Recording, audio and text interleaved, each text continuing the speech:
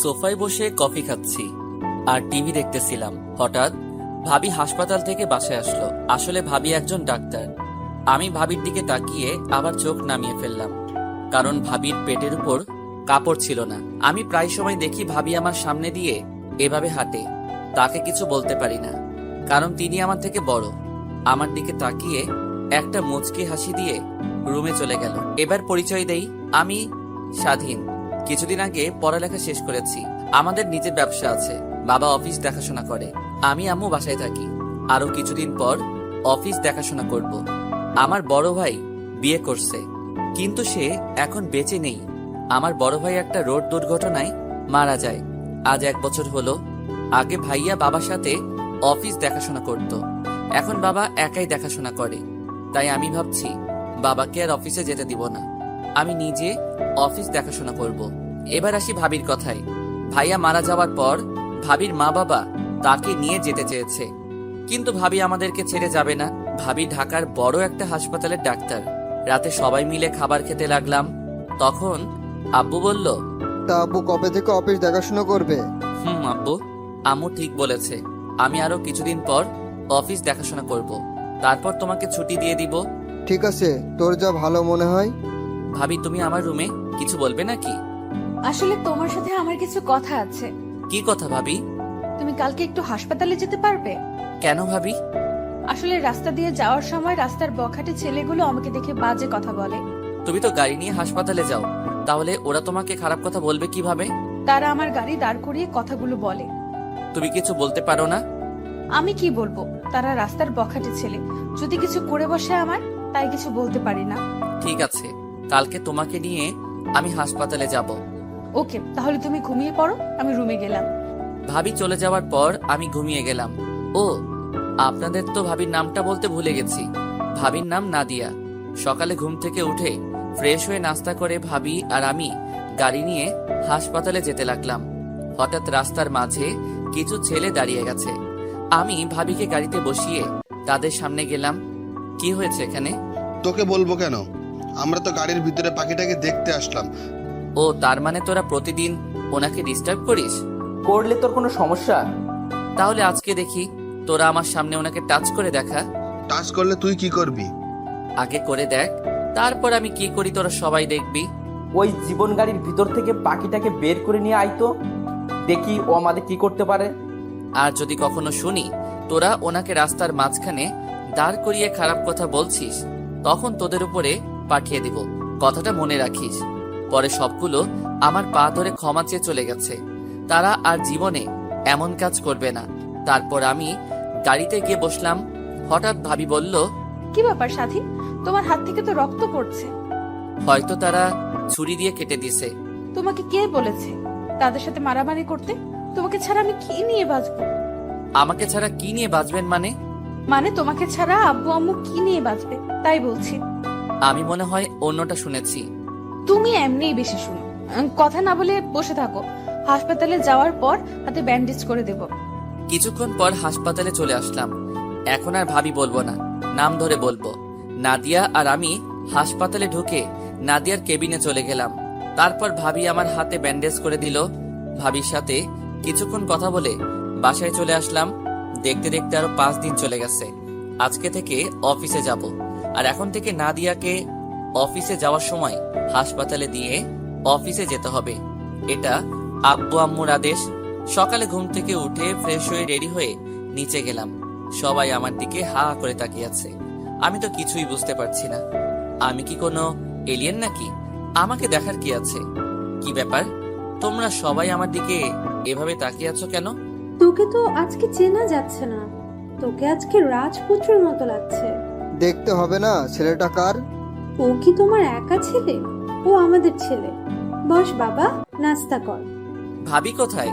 Nadia ready হয়ে আসছে, তুই নাস্তা কর। না, ভাবি আসলে সবাই একসাথে করব। কিছুক্ষণ পর নাদিয়া এসে বলল, আমি রেডি। আমি ভাবির দিকে তাকিয়ে অবাক হয়ে গেলাম। ভাবিকে দেখতে আজকে পরীর মতো লাগছে। ভাবি আজকে শাড়ি পরেছে। হঠাৎ ভাবি বলল, কি ব্যাপার স্বাধীন, এভাবে তাকিয়ে কি দেখো? ভাবি, আজকে তোমাকে দেখতে অনেক সুন্দর লাগছে। কোথাও যাবে নাকি? আবার দেখি শাড়ি পরেছো। না, কোথাও না গেলে কি শাড়ি পরা যায় না? আমি তা বলি নাই। ওর সাথে বকিস না তো নাদিয়া। বস, নাস্তা কর। জি আম্মু। নাদিয়া মা, তোমাকে একটা কথা বলার ছিল, কিন্তু এখন বলবো না, কি কথা বাবা? রাতে বলবো। ঠিক আছে বাবা। তারপর নাস্তা করে বাহিরে এসে গাড়ি নিয়ে নাদিয়াকে হাসপাতালে নিয়ে যেতে লাগলাম। তখন ভাবি বলল, আচ্ছা স্বাধীন, তোমার কেমন মেয়ে পছন্দ? হঠাৎ এ কথা বলছো কেন ভাবি? না, এমনি জিজ্ঞেস করলাম। বলো না, কেমন মেয়ে পছন্দ? আমি এমন একটা মেয়েকে পছন্দ করব যে সব সময় আমার বাবা মাকে ভালোবাসবে, আমাকে ভালোবাসবে, সবার সাথে মিলেমিশে চলবে, আমার অনেক কেয়ার করবে, 5 ওয়াক্ত নামাজ আদায় করবে, কোরআন তেলাওয়াত করবে, নিজেকে সবসময় পর্দার আড়ালে রাখবে। এমন মেয়েকে আমি বিয়ে করব। তুমি কখনো কাউকে ভালোবেসেছিলে? আমি জীবনে প্রতিজ্ঞা করেছি, ভালোবাসলে বিয়ের পর বউকে ভালোবাসবো, বিয়ের আগে কাউকে ভালোবাসবো না। আচ্ছা স্বাধীন, আমাকে তোমার কেমন লাগে? এটা আবার কেমন কথা? তোমাকে তো নিজের ভাবির মতো লাগে, এবং আমি তোমাকে নিজের বড় বোনের মতো জানি। ও, নাদিয়া মনে হয় আমার থেকে এমন কথা আশা করে নাই। যাক, কথা বলতে বলতে ভাবির হাসপাতালে চলে আসলাম। ভাবিকে নামাই দিয়ে আমি অফিসে চলে আসলাম। অফিসে ঢোকার সাথে সাথে সবাই আমাকে অভিনন্দন জানিয়েছেন। আমি আমার কেবিনে চলে গেলাম। তারপর কিছু ফাইল দেখতে লাগলাম। বিকালে অফিস শেষ করে হাসপাতালে চলে আসলাম। এসে সামনে তাকিয়ে আমি অবাক হয়ে গেলাম। দেখি ভাবি একটা ছেলের সাথে হেসে হেসে কথা বলছে। আমার কেমন যেন খারাপ লাগছে। আমার কাছে এমন লাগছে কেন? উনি যার তার সাথে কথা বলুক, তাতে আমার কি? উনি একজন ডাক্তার, সবার সাথে কথা বলতে পারে। আমার গাড়ি দেখে ভাবি ছেলেটাকে বিদায় দিয়ে গাড়িতে এসে বসলো। তারপর ভাবিকে নিয়ে বাসায় যেতে লাগলাম। আজকে প্রথম দিন অফিস কেমন লাগছে? ভালোই, সবাই আমাকে কি সুন্দর করে আপন করে নিছে। ও, আচ্ছা ভাবি, ছেলেটা কে ছিল? তুমি কোন ছেলের কথা বলছো? হাসপাতালের সামনে দাঁড়িয়ে কথা বলছিলে। ও, তুমি ওই ছেলের কথা বলছো? ওর মা অসুস্থ, আজকে তার মায়ের অপারেশন আমি করেছি। তখন সে ছেলেটা বলল তার মা বাঁচবে কিনা, যত টাকা লাগে সে দেবে তার মাকে বাঁচিয়ে তোলার জন্য। ও, তুমি কি বলছো? আমি বলছি মরা বাঁচা আল্লাহর হাতে, আমরা মাত্র উসিল্লা। আল্লাহর কাছে দোয়া ও প্রার্থনা করেন, দেখবেন আল্লাহ আপনার মাকে সুস্থ করে দেবেন। ও, কথা বলতে বলতে বাসায় চলে আসলাম। বাসার ভিতরে ঢুকে আমার রুমে চলে আসলাম। রাতে সবার সাথে খাবার খেয়ে রুমে চলে আসলাম। তারপর কিছুক্ষণ মোবাইল টিপে ঘুমিয়ে পড়লাম। এবার আপনাদের বলি, ভাইয়া বিয়ে করার পরের দিন মার্কেট থেকে আসার সময় গাড়ি দুর্ঘটনায় মারা যায়। আগে ভাইয়ার সাথে ভাবির প্রেম ছিল, আর আমি তেমন ভাবির সাথে কথা বলতাম না, কারণ মেয়েদের সাথে কথা বলতে আমার লজ্জা করে, তাই ভাবির সাথে তেমন কথা বলি নাই। ভাইয়া মারা যাওয়ার পর ভাবির সাথে আস্তে আস্তে কথা বলতে থাকি। নাদিয়ার বয়স বেশি না, আমার থেকে 1 বছরের বড়। নাদিয়ারা অনেক টাকা পয়সার মালিক, আমাদের থেকে তাদের 1 গুণ বেশি আছে। নাদিয়ার আম্মু আব্বু মাঝে মাঝে আমাদের বাসায় এসে দেখে যায়। তাদের এত কিছু থাকার পরেও আমাদের সাথে থাকে। মনেতে আকাশ হয়ে রয়েছে ছড়িয়ে, বলো না কোথায় রাখি তোমায় লুকিয়ে। থাকি যে বিবর হয়ে শয়নে স্বপনে, যেও না হৃদয় থেকে দূরে হারিয়ে। আমি যে ভালোবাসি শুধুই তোমাকে। খুব নিশীথে কষ্ট হলে মাথা রেখো চাঁদের কোলে, তবুও যদি কষ্ট থাকে চোখ রেখো আমার চোখে। কষ্ট রেখো না বুকের মাঝে, পাঠিয়ে দিও আমার কাছে। সকালে ঘুমিয়েছিলাম, হঠাৎ ভাবি ডাকতে লাগলো। আসলে ভাবি প্রায় সময় আমাকে সকালে ঘুম থেকে ডেকে উঠায়। আম্মু তেমন আমাকে উঠায় না। সাথে ওঠো। আর একটু ঘুমাই ভাবি। কয়টা বাজে খেয়াল আছে তোমার? কয়টা বাজে ভাবি? 9টা বাজে। আর তোমার সাথে আব্বু কি কথা বলবে, তাড়াতাড়ি উঠে ফ্রেশ হয়ে নাও। কি কথা বলবে ভাবি? আমি বলতে পারবো না, তুমি গিয়ে দেখো কি বলে। ঠিক আছে, আমি ফ্রেশ হয়ে আসছি বলে বিছানা থেকে নেমে ওয়াশরুমে চলে গেলাম। ভাবি আমার রুম গোছাতে লাগলো। আমি ফ্রেশ হয়ে বাহিরে এসে দেখি ভাবি রুম ঝাড়ু দিচ্ছে, আর ভাবি পুরো পেট দেখা যাচ্ছে, পুরো সাদা ধবধবে দেহটা। আমি চোখ সরিয়ে নিলাম। আমি বুঝি না ভাবি আমার সামনে এভাবে থাকে কেন। আমি কোনো কথা না বলে রেডি হয়ে নিচে চলে গেলাম। নিচে এসে দেখি আব্বু সোফায় বসে কফি খাচ্ছে আর পেপার পড়ছে। গুড মর্নিং আব্বু। গুড মর্নিং মাই ডিয়ার সন। ভাবি বলল, তুমি নাকি আমার কি কথা বলবে? আগে নাস্তাটা করে নাও। ঠিক আছে আব্বু। আমি টেবিলে বসে নাস্তা করে নিলাম।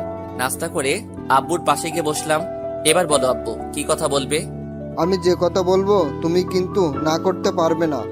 কি কথা আব্বু? তোকে না জানিয়ে আমরা তোর বিয়ে ঠিক করে ফেলেছি। কি বলছো আব্বু? তা মেয়েটাকে কোথায় থাকে, কি করে? মেয়েটাকে তুই চিনিস? কে সে? নাম কি তার? মেয়েটা আর কেউ নয়, নাদিয়া। কি বলছো আব্বু? তুমি কি পাগল হয়ে গেলে? উনি আমার ভাবি হয়, তুমি এটা কেমন করে বললে? তোর আব্বু ঠিকই বলেছে, তুই বাবা না করিস না। মেয়েটা আর কত এভাবে দিন কাটাবে? জীবন মারা গেছে, আজ 1 বছর হয়েছে। মেয়েটার তো একটা ভবিষ্যৎ আছে।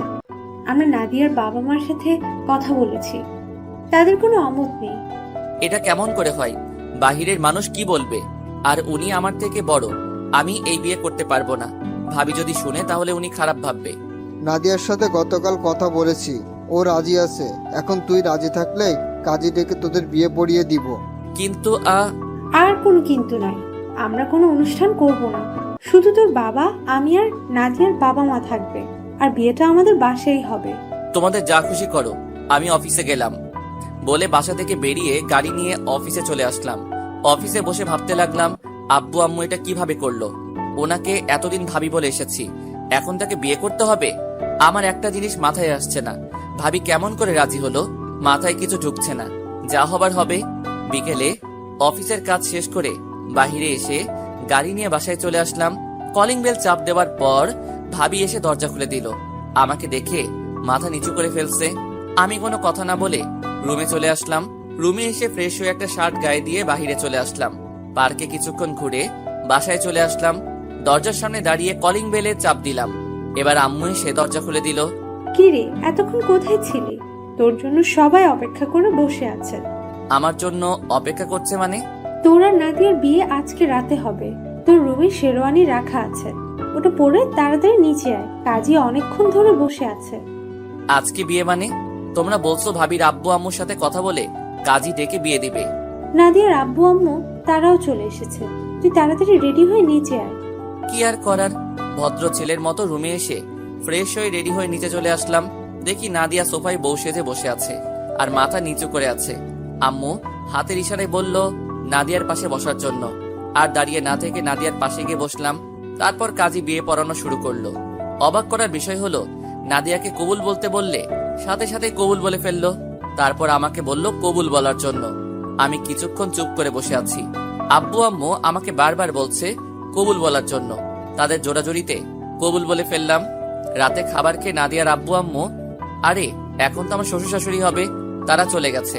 আমি ছাদের উপর চলে গেলাম আর ভাবতে লাগলাম, লাস্ট পর্যন্ত নিজের ভাবিকে বিয়ে করলাম। আপনারা হয়তো বলবেন আমি কেন বিয়ে করলাম। আসলে আমি আজ পর্যন্ত বাবা মার কথার অবাধ্য হই নাই, তাই তাদের কথা ফেলতে পারি নাই। তারা কথা দিয়ে ফেলছে। আমি চাই না আমার বাবা মা অসম্মানী হোক, তাই বিয়েটা করে ফেললাম। কিছুক্ষণ পর আম্মু এসে ডেকে নিয়ে গেল, তারপর আমার রুমে ঢুকিয়ে দিল।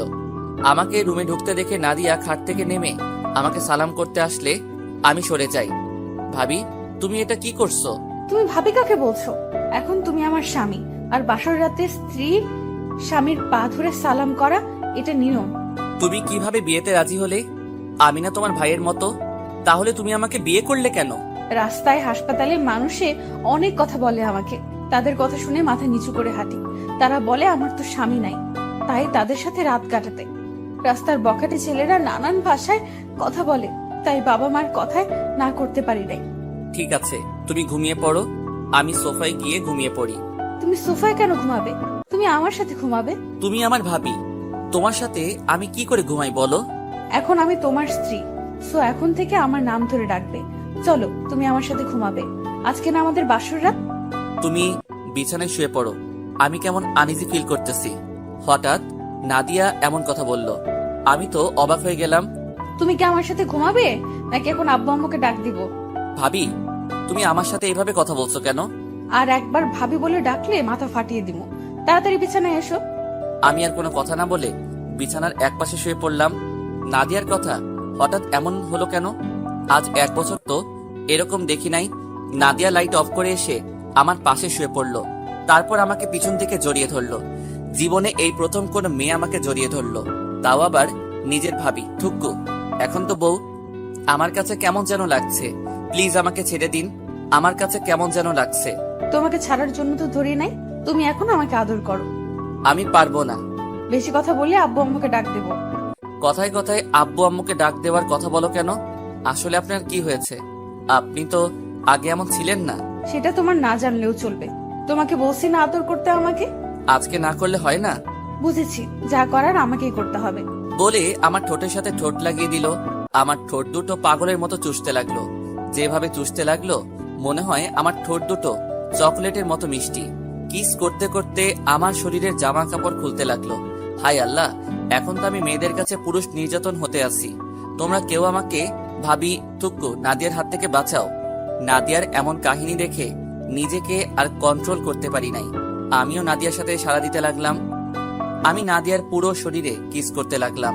নাদিয়া আমাকে শক্ত করে জড়িয়ে ধরে আছে। তারপর বাকিটা আর জানতে হবে না, ইতিহাস হয়ে রয়ে গেল। সকালে ঘুম থেকে উঠে দেখি নাদিয়ার শরীরে কোনো কাপড় নেই, তার বুকের উপর একটা তিল আছে। ওটা আমাকে কাছে টানছে। আমি নাদিয়ার বুকের উপর কিস করতে লাগলাম। নাদিয়া আমাকে শক্ত করে জড়িয়ে ধরলো। সকালবেলা আরেকবার হয়ে গেছে। তারপর দুজনে একসাথে ওয়াশরুমে ঢুকে ফ্রেশ হয়ে নিচে চলে গেলাম। দুজনে দুইটা চেয়ার টেনে বসলাম। আম্মু আমাদের নাস্তা দিল। দুজনে খেয়ে রুমে চলে আসলাম। এভাবে চলতে লাগলো আমাদের দুষ্টু মিষ্টি ভালোবাসা। আমি এখন অফিস দেখাশোনা করি আর নাদিয়া বাসায় আব্বু আম্মুর সেবা যত্ন করে। দুজনে একসাথে গোসল করে নিচে চলে আসলাম। আব্বু আম্মু টেবিলে আমাদের জন্য অপেক্ষা করতে লাগলো। দুজনে দুইটা চেয়ার টেনে বসলাম। নাদিয়া, মা স্বাধীনকে নাস্তা দাও। দিচ্ছি আম্মু। নাদিয়া আমাকে নাস্তা দিল। তারপর নাস্তা খেয়ে রুমে চলে আসলাম। নাদিয়া আমার পিছন দিয়ে রুমে ঢুকলো। ঢুকে দরজা বন্ধ করে আমাকে জড়িয়ে ধরলো। আচ্ছা, তোমার হঠাৎ এত পরিবর্তন কেন? কারণ আমি যে তোমাকে ভালোবাসি তাই। মানে কবে থেকে? তোমার মনে আছে একদিন একটা বাচ্চা গাড়ির সাথে ধাক্কা খেয়ে পড়ে গেছে আর তুমি বাচ্চাটাকে নিয়ে হাসপাতালে ভর্তি করিয়ে দিলে? মনে আছে। তুমি জানলে কি করে? তুমি জানো বাচ্চাটাকে? সেটা আমি জানি না। রাস্তায় পড়েছিল, কেউ তাকে ধরছে না, তাই আমি তাকে হাসপাতালে নিয়ে ভর্তি করিয়ে দিলাম। পরে ডাক্তার বলল রক্ত লাগবে। আমার এক বন্ধুর রক্তের গ্রুপের সাথে বাচ্চাটার রক্তের গ্রুপ মিলছিল। তারপর বন্ধুকে ফোন দিয়ে নিয়ে এসে বাচ্চাটাকে রক্ত দিলাম। বাচ্চাটার মা সাথে ছিল। তারপর ওনাকে বলে আমরা চলে আসলাম। বাচ্চাটা আমার বান্ধবী বিথির ছোট ভাই ছিল। যখন আমি আর বিথি হাসপাতালে গিয়ে কেবিনে ঢুকবো তখন তুমি আর তোমার বন্ধু কেবিন থেকে বেরিয়ে গেছো। আমি ভিতরে গিয়ে আন্টিকে বললাম তোমার কথা। তখন আন্টি তোমার কথা বলে। আন্টির থেকে তোমার কথা শুনে অনেক ভালো লাগলো। তারপর তোমাকে অনেক খুঁজেছি কিন্তু কোথাও পাইনি। তার কিছুদিন পর তোমার মা বাবা দেখতে যায়, তাদের আমাকে পছন্দ হয়। এরপর কি হলো তুমি তো জানো। ভাইয়ের বিয়ের সময় আমার কি হয়েছে তুমি তো জানো, কিন্তু আমার পাঠক পাঠিকা তারা জানে না। তাহলে শুনুন, ভাইয়ের বিয়ের সময় আমি অনেক অসুস্থ ছিলাম। আমি হাসপাতালে ভর্তি ছিলাম। আমার প্রচন্ড জ্বর ছিল। বিয়ের আগের দিন আমাকে বাসায় নিয়ে আসে। আমি তখন মোটামুটি সুস্থ ছিলাম। ভাইয়ের বিয়ের দিন আমি ভাবিদের বাড়িতে যাইনি। বিয়ের দিন তোমার চেহারা আমার চোখের সামনে খালি ভেসে উঠেছে। তারপর তোমার আশা ছেড়ে দিয়ে বিয়ে করে ফেললাম। তোমাদের বাড়িতে আমাকে নিয়ে আসার পর যখন তুমি আমাকে দেখতে এসেছো তখন যেন আমার মাথায় আকাশ ভেঙে পড়লো।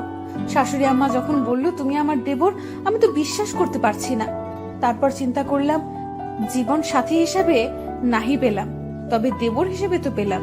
বিয়ের পরের দিন যখন শুনলাম গাড়ির দুর্ঘটনায় মারা গেছে তখন আমার সব অন্ধকার হয়ে গেছে। 3 মাস পরে যখন কিছুটা স্বাভাবিক হলাম তখন তোমাকে পাবার আশা শুরু করলাম। আবার এটাও ভেবেছিলাম তোমার সাথে কি আমাকে বিয়ে দিবে। আমি তো তোমার থেকে বড়। আমার মা বাবা যখন বলল আমাকে নিয়ে যাবে তখন আমি তোমার কারণে যাইনি। বিয়ের আগের দিন রাতে আব্বু আম্মু আমাকে তার রুমে নিয়ে বলল তোমার সাথে আমাকে বিয়ে দিবে, আমি রাজি কিনা। আব্বুর কথা শুনে আমি অনেক খুশি হয়ে গেলাম। তখন আমি আব্বুকে বললাম আমি তো রাজি, স্বাধীন কি রাজি হবে? আব্বু বলল এটা নিয়ে আমাকে চিন্তা করতে হবে। স্বাধীন আজ পর্যন্ত আমাদের কথার অবাধ্য হয়নি। তুমি এই নিয়ে চিন্তা করো না, আমরা সব ব্যবস্থা করছি। এরপর কি হলো সব তো তুমি জানো। তাহলে তুমি আমাকে বললে না কেন তুমি আমাকে ভালোবাসো? ভয়ে বলতে পারি নাই। যদি তোমার মা বাবা আমাকে ঘর থেকে বের করে দেয় তখন তো আর তোমাকে দেখবো না। তোমাকে আমার কথায় অনেকভাবে বুঝিয়েছি কিন্তু তুমি বোঝো নাই। ঠিক আছে, এবার আমাকে ছাড়ো। অনেকক্ষণ ধরে ছিলে, দরজা খোলা, কেউ চলে আসবে। না, আমি ছাড়বো না। আমাকে একটা কিস দাও, তারপর ছাড়বো।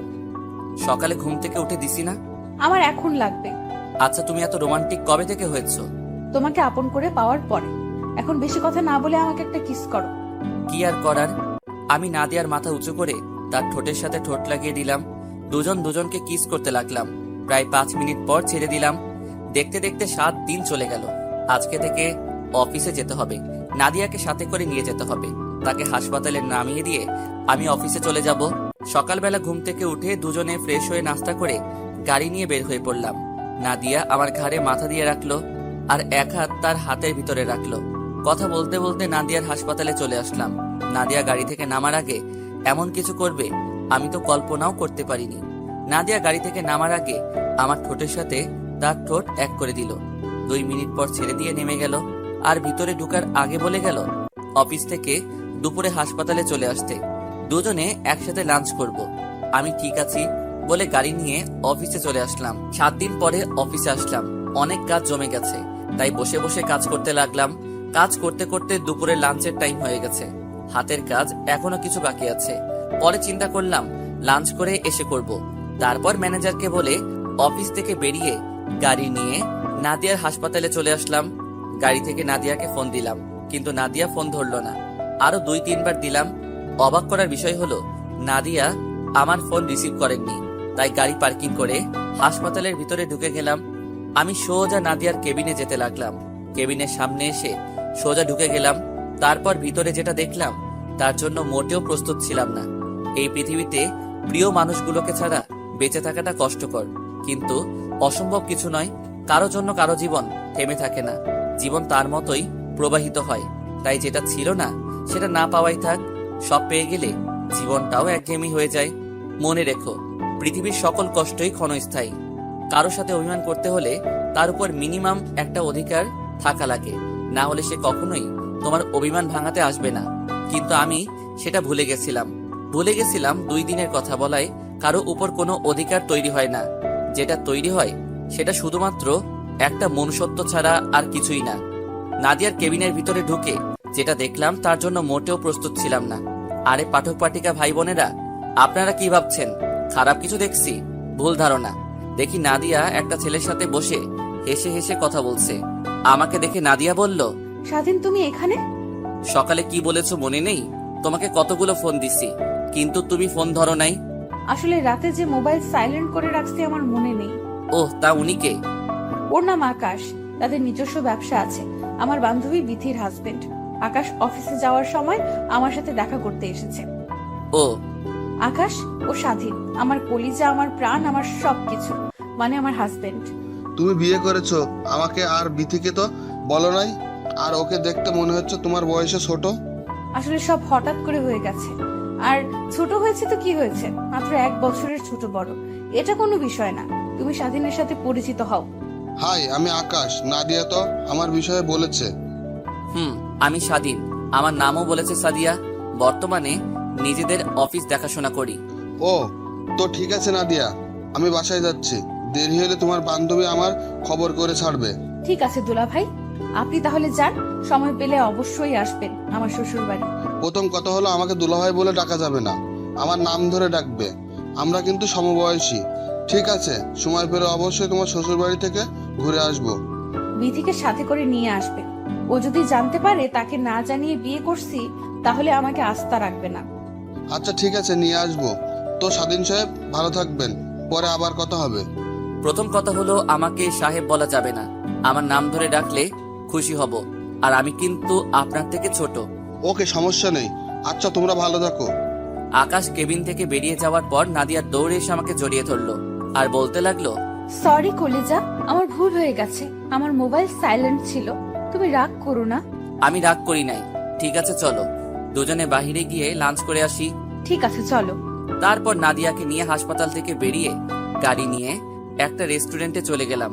তারপর দুজনে খাবার খেয়ে রেস্টুরেন্ট থেকে বেরিয়ে গাড়ি নিয়ে নাদিয়াকে হাসপাতালে দিয়ে আমি অফিসে চলে আসলাম। এভাবে দেখতে দেখতে আরো 2 মাস চলে গেছে। আমাদের ভালোবাসা আগের মতোই আছে। কেউ কাউকে ছাড়া থাকতে পারি না। এখন নাদিয়া নিজে গাড়ি চালিয়ে হাসপাতালে যাওয়া আসা করে। আমি অফিসের কাজে নানান জায়গায় যেতে হয়, কিন্তু নাদিয়াকে গাড়ি দেওয়ার পর একটু দেরি করে বাসায় আসে। আমরা কিছু বললে হাসপাতালে প্রচুর রোগী, তাই আসতে লেট হয়। আপনারা আবার ভাইবেন না, আমাদের ভালোবাসা কমে গেছে। ভালোবাসা আগের মতোই আছে। বেশি রাত করে আসলেও তার রোমান্টিকতা একটু কমে নাই। সকালে ঘুম থেকে উঠে দেখি নাদিয়া আমাকে জড়িয়ে ধরে আছে। তার চেহারার দিকে তাকালে আমি সবকিছু ভুলে যাই। কেমন একটা মায়া আছে নাদিয়ার চেহারায়। আমি নাদিয়ার কপালে একটা দিয়ে উঠতেই নাদিয়া আমাকে টান দিয়ে খাটে ফেলে ঠোঁটের সাথে ঠোঁট এক করে দিল। তার মানে এতক্ষণ নাদিয়া জেগেছিল। প্রায় 5 মিনিট পর ছেড়ে দিয়ে দুজনে হাঁপাতে লাগলাম। এটা কি হলো? কেন, তোমার কাছে ভালো লাগে না? এমন একটা সুন্দরী বউয়ের কিস পেলে কার না ভালো লাগে? ও তাই? তাহলে এখন আরেকবার দিব। এখন না, অফিসে যেতে হবে। আজকে অফিসে কিছু লোক নিব, তাই তাড়াতাড়ি যেতে হবে। তোমার খালি কাজ। আমিও তোমাকে এখন সময় দিতে পারি না। কি করব বলো? হাসপাতালে অনেক রোগী, তাদের সেবা যত্ন করা আমাদের দায়িত্ব। আমি কি তোমাকে কিছু বলেছি? আমি চাই তুমি সব সময় মানুষের সেবা যত্ন করে যাও। তুমি তো জানো আমি গরিব দুঃখী মানুষের সেবা বিনামূল্যে করি। তাদের কষ্ট আমার সহ্য হয় না। আমি তো জানি আমার জানুটা কেমন। এবার উঠো। তারপর দুজনে উঠে ফ্রেশ হয়ে নাস্তা করে বাসা থেকে বেরিয়ে আমি গাড়িতে উঠতে গেলে নাদিয়া দৌড়ে এসে আমার কপালে চুমু দিয়ে গাড়ি নিয়ে চলে যায়। আমি মনে মনে বললাম, পাগলি একটা। তারপর আমি গাড়ি নিয়ে অফিসে চলে আসলাম। সবাই দাঁড়িয়ে সালাম দিল। আমি সবাইকে বসতে বলে নিজের কেবিনে চলে আসলাম। তারপর ম্যানেজারকে ফোন দিলাম। ম্যানেজার সাহেব, সবাই কি চলে এসেছে? জি স্যার, আমি কি একজন একজন করে পাঠিয়ে দিব? ওকে, ঠিক আছে, দিন। Okay sir. তারপর একজন করে আসতে লাগলো কেবিনে। সবার ইন্টারভিউ নেওয়া শেষ। অনেকেই ভালো ইন্টারভিউ দিছে। অফিসে লোক লাগবে 5 জন, কিন্তু ইন্টারভিউ দিতে আসছে 20 জন। তারপর ভালো দেখে 5 জন রাখলাম। ইন্টারভিউ নিতে নিতে লাঞ্চের টাইম হয়ে গেছে, তাই ভাবলাম নাদিয়াকে একটা সারপ্রাইজ দিব। মানে তাকে ফোন না দিয়ে তার হাসপাতালে যাব। যেই ভাবা সেই কাজ। অফিস থেকে বেরিয়ে গাড়ি নিয়ে নাদিয়ার হাসপাতালে চলে গেলাম। গাড়ি পার্কিং করে হাসপাতালে ঢুকে তার কেবিনে যেতে লাগলাম। এখানে হাসপাতালের সবাই আমাকে চিনে। আমি নাদিয়ার জামাই। আমি সোজা নাদিয়ার কেবিনে ঢুকে অবাক হয়ে গেলাম। দেখি নাদিয়া মনমরা হয়ে বসে আছে। আমাকে তার কেবিনে রেখে দৌড়ে এসে জড়িয়ে ধরে কান্না করে দিল। আমি তো কিছুই বুঝতে পারছি না। নাদিয়া জানো, কি হয়েছে তোমার? তুমি কান্না করছো কেন? আজকে হাসপাতালে আসতে ওই দিনের ছেলেগুলো আমার গাড়ি দাঁড় করিয়ে আমার। কি করেছে আমাকে বলো নাদিয়া। তাহলে শোনো। তাহলে চলুন, কি হয়েছে ওখান থেকে ঘুরে আসি। নাদিয়া বলতে লাগলো, আমি গাড়ি চালিয়ে হাসপাতালে আসতেছিলাম। তখন ছেলেগুলো আমার গাড়ির মাঝখানে দাঁড়িয়ে গেল। আমি গাড়ি দাঁড় করালাম। তখন একটা ছেলে বলল, পাখি গাড়ি থেকে নেমে আসো। আরে পাখি, বসে আছো কেন? শুনছি তুমি নাকি আরেকটা বিয়ে করছো, তাও আবার দেবরকে। তো তোমার দেবর ঠিকভাবে দিতে পারে? না পারলে আমাদের বলো, আমরা খুশি করে দিব। আপনাদের ঘরে মা বোন নেই? রাস্তায় একটা মেয়ের গাড়ি দাঁড় করিয়ে এসব কথা বলতে লজ্জা করে না? ঘরে মা বোন সবাই আছে, শুধু কারোর বউ নেই। আমাদের কোনো লজ্জাও নেই। যদি তোমার জুনিয়র জামাই না পারে, আমাদের কাছে এসো। তখন আমি গাড়ি চালিয়ে হাসপাতালে চলে আসলাম। এসে সকাল থেকে অনেক কান্না করেছি। আমি নাদিয়াকে শক্ত করে জড়িয়ে ধরে বললাম, আমি থাকতে তোমার কেউ কিছু করতে পারবে না। আমার উপর ভরসা রাখো। তারপর নাদিয়াকে নিয়ে হাসপাতাল থেকে বেরিয়ে গাড়ি নিয়ে আগে একটা রেস্টুরেন্টে ঢুকে খাবার খেয়ে বাসায় যেতে লাগলাম। বাসায় যাওয়ার সময় একজনকে ফোন। কাকে ফোন দিলাম কিছুক্ষণ পর জানতে পারবেন। তারপর গাড়ি চালিয়ে বাসায় যেতে লাগলাম। আর ড্রাইভারকে ফোন দিয়ে বললাম, নাদিয়ার হাসপাতালের সামনে থেকে আমার গাড়িটা নিয়ে বাসায় যেতে। যেতে যেতে হঠাৎ সকালের ছেলেগুলো গাড়ির সামনে দাঁড়িয়ে গেল। নাদিয়ার সাথে আমাকে দেখে বলল, কি ব্যাপার পাখি? সকালে দেখলাম একা গেছো, এখন দেখছি জুনিয়র জামাইকে সাথে নিয়ে আসছো। আমার মনে হয় সকালের কথাগুলো তার জামাইয়ের কাছে বলেছে। এখন মনে হয় তার স্বামী আমাদের কাছে পাখিকে নিয়ে আসছে। তাদের কথা শুনে গাড়ি থেকে একটা রড বের করে সবগুলোকে ইচ্ছে মতো মারতে লাগলাম। সবগুলো মায়ের খেয়ে রাস্তায় গড়াগড়ি খাচ্ছে। হঠাৎ পুলিশের গাড়ি চলে আসলো। স্বাধীন, ওদের ছেড়ে দেই, ওরা মারা যাবে। আমাকে ছেড়ে দেয় রাসেল। আজকে আমি ওদের মেরেই ফেলবো। আমার বউকে এসব কথা বলার সাহস ওরা কোথায় পেল? শোন, আইন নিজের হাতে তুলে নিস না। তুই ওদের আমার কাছে ছেড়ে দে, ওদের ব্যবস্থা আমি নিজ হাতে করব। রাসেলের কথায় ওদেরকে ছেড়ে দিলাম। রাসেল ওদের গাড়িতে উঠাই নিয়ে গেল। এবার আপনাদের বলি, আমি গাড়ি থেকে রাসেলকে ফোন দিলাম। রাসেল কিছুদিন হলো পুলিশের চাকরিতে জয়েন করেছে। সব থেকে বড় কথা হলো রাসেল আমার কলেজের বন্ধু। তো যাই হোক, গাড়িতে আসার পর নাদিয়া আমার পুরো শরীর দেখতে লাগলো। কি করছো তুমি? তোমার কোথাও লাগেনি তো? আরে আমার কোথাও লাগে নাই। যে মাই দিছি মনে হয় না একমাত্র বিছানা থেকে উঠতে পারবে। আমি অনেক ভয় পেয়ে গেছি, যদি ওরা তোমার ক্ষতি করতো। ওরা আমার কিছু করতে পারবে না। তারপর কথা বলতে বলতে বাসায় চলে আসলাম। বাসায় এসে কলিং বেল চাপ দিলাম। আম্মু এসে দরজা খুলে দিল। আমাদের দুজনকে দেখে আম্মু হয়তো অবাক হয়ে গেছে। কি রে, দুজনে আজকে এত তাড়াতাড়ি চলে আসলি যে? শরীর খারাপ নাকি তোদের? শরীর ঠিকই আছে, এমনি চলে আসলাম। ঠিক আছে, তাহলে তোরা রুমে গিয়ে ফ্রেশ হয়ে নে। ঠিক আছে আম্মু। আমি আর নাদিয়া রুমে চলে আসলাম। দুজনে একসাথে ফ্রেশ হয়ে বেরিয়ে আসলাম। তারপর নাদিয়া যেটা করলো আমি তো অবাক হয়ে গেলাম। মানুষের মাঝে আছে মন, মনের মাঝে প্রেম, প্রেমের মাঝে জীবন, জীবনের মাঝে আশা, আশার মাঝে ভালোবাসা, আর সেই ভালোবাসার মাঝে শুধুই তুমি। আমার ভালোবাসা সেদিন সার্থক হবে যেদিন ভালোবাসার মানুষটি এক ফোঁটা চোখের জল ফেলে বলবে, আমি শুধু তোমাকেই ভালোবাসি। তারপর নাদিয়া যেটা করলো আমি তো অবাক হয়ে গেলাম। নাদিয়া আমাকে বিছানায় ফেলে দিয়ে আমার ঠোঁটের সাথে ঠোঁট লাগিয়ে দিল। প্রায় 5 মিনিট পর ছেড়ে দিল। তারপর দুজনকে জড়িয়ে ধরে শুয়ে পড়লাম।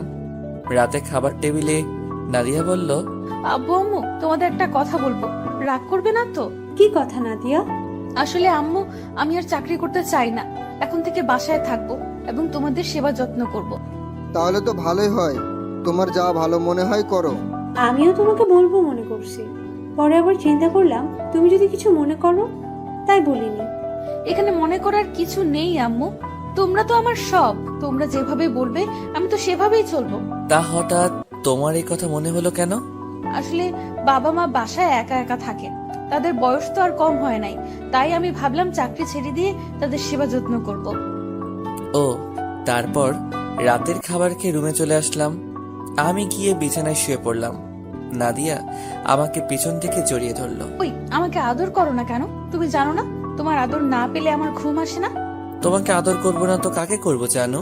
যদি আদর করবে তাহলে ওই দিকে ফিরে শুয়ে আছো কেন? আচ্ছা বাবা, সরি। আসো, তোমাকে এবার আদর করি। আমি না তোমার মতো কিউট একটা ছেলে চাই। না, তোমার মতো সুন্দরী একটা মেয়ে চাই আমি। না, ছেলে চাই। না, মেয়ে চাই। ঠিক আছে, আল্লাহ যেটা দিবে তাতেই খুশি। এখন বলো, ছেলে হলে কি নাম রাখবে আর মেয়ে হলে কি নাম রাখবে? ছেলে হলে নাম রাখবো রিমন, আর মেয়ে হলে নাম রাখবো রাইসা। খুব সুন্দর নাম, আমার অনেক পছন্দ হয়েছে। কিন্তু আমার যে অনেক কষ্ট করতে হবে। করতে হলে করবে। তাহলে আসো, মিশন শুরু করে দেই। তোমার লজ্জা করছে না? সব পাঠক পাঠিকারা শুনছে আর দেখতে আসছে। ও মা, তারা দেখলে সমস্যা কোথায়? তারা আমাদের এসব দেখে শিখবে কেমন করে বউকে আদর করতে হয়। তারা না শিখলে তো জীবনে বাবা ডাক শুনতে পাবো না। তোমার মুখে কিছুই আটকায় না। আমি জানি আমার পাঠক পাঠিকারা কাউকে কিছু বলবে না, তারা অনেক ভালো। তাদের দেখে বোঝা যাচ্ছে সবগুলো লুচ্ছা। ওই, তুমি আমার পাঠক পাঠিকাদের লুচ্চা বলছো কেন? লুচ্চা নয় তো কি? এতক্ষণ ধরে আমরা কি কথা বলছি সব কান পেতে শুনতে আছে। ঠিক আছে, তাহলে আমি লাইটটা অফ করে দেই, তাহলে অন্ধকারে কিছু দেখবে না। আমি লাইটটা অফ করে দিয়ে নাদিয়াকে জড়িয়ে ধরে তার পুরো শরীরে কিস করতে লাগলাম। নাদিয়া আমাকে শক্ত করে জড়িয়ে ধরে আছে। আস্তে আস্তে নাদিয়ার পেটের উপর কাপড়টা সরিয়ে কিস করতে লাগলাম। নাদিয়া আমার মাথার চুল খামচে ধরলো। তার নাদিয়ার নাভির নিচে আসতে লাগলাম। ও মা, নাদিয়া তো ঠিকই বলেছে, আমার পাঠক পাঠিকারা অনেক লুচ্চা। আমরা বউ জামাই কি করছি সবকিছু দেখছে, অনেক দেখছেন। আর দেখা লাগবে না। আমি এখন সন্তান আনার মিশনে আছি। বিয়ে করে জেনে নিবেন তারপর কি করেছি আমরা। তো দেখতে দেখতে আরো 1 মাস চলে গেল। আমি এখন অফিসের কাজে ব্যস্ত থাকি। নাদিয়া বাসায় আব্বু আম্মুর সেবা যত্ন করে। আমার আর নাদিয়ার ভালোবাসা আগের মতো আছে। একদিন অফিস থেকে দুপুরে বাসায় এসে কলিং বেল চাপ দিলাম। কাজের লোক এসে দরজা খুলে দিল। আমি ভিতরে ঢুকে তো অবাক হয়ে গেলাম। দেখি নাদিয়া রাসেলের সাথে কথা বলছে সোফায় বসে। রাসেল আসবে আমাকে তো বলে নাই। নাদিয়া আমাকে দেখে বলল, কি ব্যাপার, তুমি আজকে দুপুরে চলে আসলে যে? অফিসে তেমন কাজ ছিল না, তাই ভাবলাম বাসায় চলে যাই। এসেছো, ভালো করেছো। দেখো কে এসেছে। কিরে, তুই কখন আসলি? আমাকে তো জানালি না। আসলে আমি জানতাম না যে তুই অফিসে, আমি মনে করছি তুই বাসায়, তাই ভাবলাম তোকে সারপ্রাইজ দেব, কিন্তু বাসায় এসে দেখি ভাবি আর তোর আঙ্কেল আন্টি। আমি তোমাকে ফোন দিতাম, কিন্তু তার আগে তুমি চলে আসলে। তা কি মনে করে আসলি? তুই তো এখন আগের মতো আমাদের বাসায় আসিস না। আমি কিন্তু এমনি আসি নাই, তোদের দাওয়াত দিতে এসেছি। কিসের দাওয়াত? আগামী শুক্রবার আমার বিয়ে, তোদের সবাইকে কিন্তু যেতে হবে। ঠিক আছে, যাব। তার মেয়েটা কে? মেয়েটা আর কেউ নয়, সাদিয়া। তুই কোন সাদিয়ার কথা বলছিস? তোর মামা তো বোন সাদিয়া? হুম। সাদিয়া তো তোকে পাত্তা দিত না, তাহলে বিয়েতে রাজি হলো কিভাবে? আগে দেয় নাই, কিন্তু এখন সে আমাকে ভালোবাসে। আগে পাত্তা দেয় নাই কারণ সে পড়ালেখা শেষ না করে আমার সাথে প্রেম করতে পারবে না। পুলিশের চাকরি নেওয়ার কিছুদিন পরে সে এসে আমাকে ভালোবাসার কথা বলেছে। যাক, তাহলে তো ভালোই, তোর ভালোবাসার মানুষকে আপন করে পাবি। তো আজকে উঠি, আর অনেক আত্মীয় স্বজন আছে, তাদের গিয়ে দাওয়াত দিতে আসতে হবে। এখন কোথাও যাওয়া হচ্ছে না, লাঞ্চ করে কিছুক্ষণ রেস্ট নিয়ে তারপর বাসায় যাবে। আজকে না ভাবি, অন্য একদিন বউকে সাথে করে নিয়ে এসে খেয়ে যাবো। তাহলে ঠিক আছে। তারপর রাসেলকে বিদায় দিয়ে রুমে চলে আসলাম। দেখতে দেখতে রাসেলের বিয়ের দিন চলে এসেছে। আমি রেডি হয়ে সোফায় বসে আছি। নাদিয়ার এখনো সাজা হয় নাই। মেয়েদের সাজতে এত সময় লাগে? হঠাৎ নাদিয়া আমাকে ডাকতে লাগলো।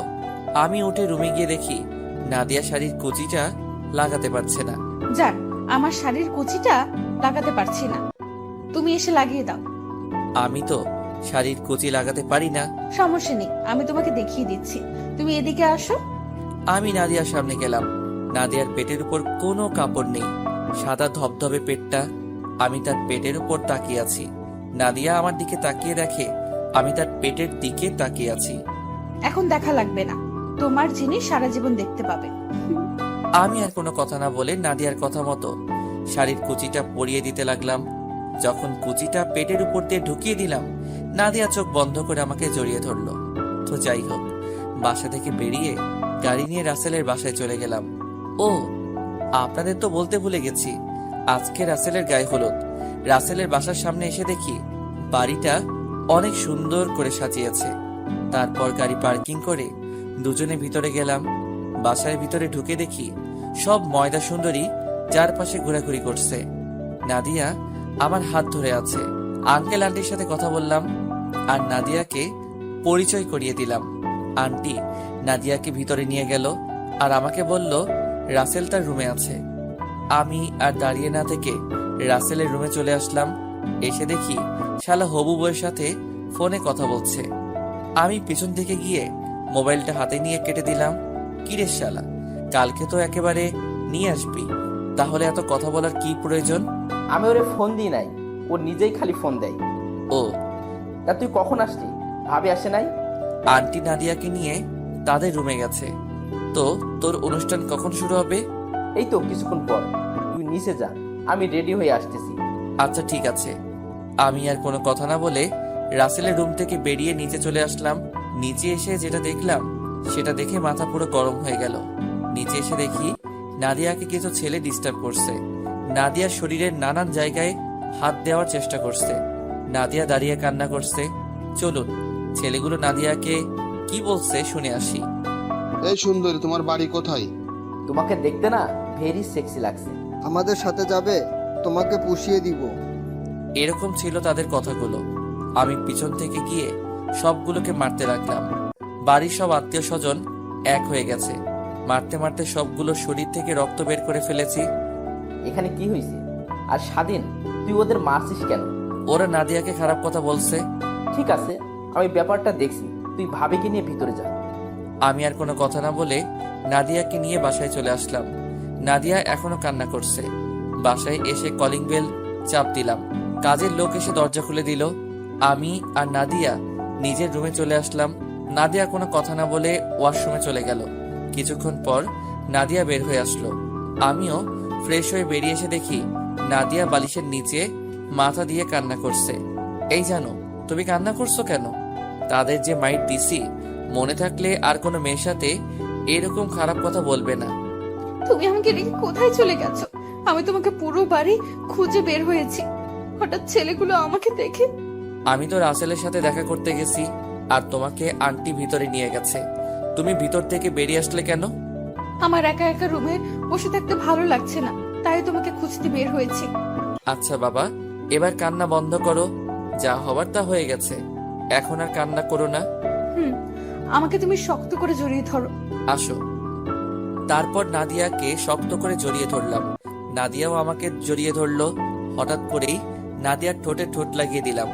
দুজনে দুজনকে কিস করতে লাগলাম। তারপর হারিয়ে গেলাম স্বপ্নের পৃথিবীতে। ওই মেয়েরা আর কি দেখবেন? অনেক তো দেখেছেন, আর কিছু দেখা লাগবে না। আপনারা আসলে অনেক লুচু, মানে লুচ্চা। আকের স্বামী স্ত্রীর রোম্যান্স দেখেন 5 বছর পর। ও বেবি কাম কাম কাম তুমি। হঠাৎ রিমনের মুখে এই গান শুনে আমি তো অবাক হয়ে গেলাম। তার মানে রিমন হিরো আলমের ভক্ত, কিন্তু ও এই গান কোথায় শুনছে? বাবা, তুমি এই গান কোথায় শুনছো? এটা তো তোমার মোবাইলে শুনেছি বেবে। তুমি জানো এই গান শুনে তোমার আম্মু 3 ঘন্টা জ্ঞান হারাচ্ছিল। কেন আব্বু? সেটা তো বাবা বলতে পারবো না।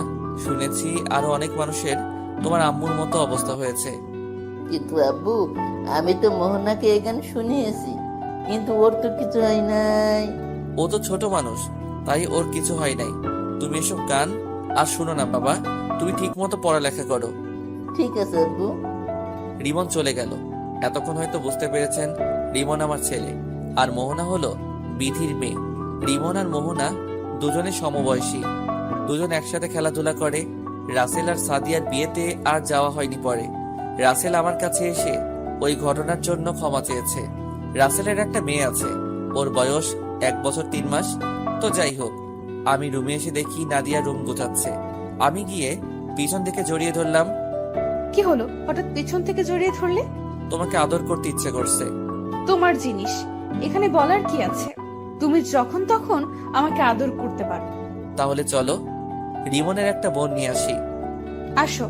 তারপর নাদিয়াকে কোলে তুলে নিয়ে বিছানায় শুইয়ে দিয়ে তার শরীরে কিস করতে লাগলাম। আস্তে আস্তে কি তা আমি আর জানি না, অনেকেই দেখছেন, আর দেখা লাগবে না। আমি এখনো সিঙ্গেল, তো এভাবে চলতে লাগলো আমাদের সংসার। আমরা অনেক হ্যাপি আছি। সবাই আমাদের জন্য দোয়া করবেন, আমরা যেন সারা জীবন একসাথে সুন্দরভাবে জীবনযাপন করতে পারি। তো কেমন হয়েছে জানাবেন। পুরো গল্পে পাশে থাকার জন্য ধন্যবাদ সবাইকে। সবাই লাইক এবং কমেন্ট দিয়ে জানাবেন কেমন হয়েছে। এই যে বন্ধুরা, গল্প শেষ করে কমেন্ট না করে চলে যাচ্ছ, এইটা কিন্তু ঠিক না। তাড়াতাড়ি কমেন্ট করো। আর যারা এখনো আমাদের চ্যানেলটি সাবস্ক্রাইব করো নাই, জলদি করে সাবস্ক্রাইব করে আমাদের চ্যানেলের একজন মেম্বার হয়ে যাও প্লিজ।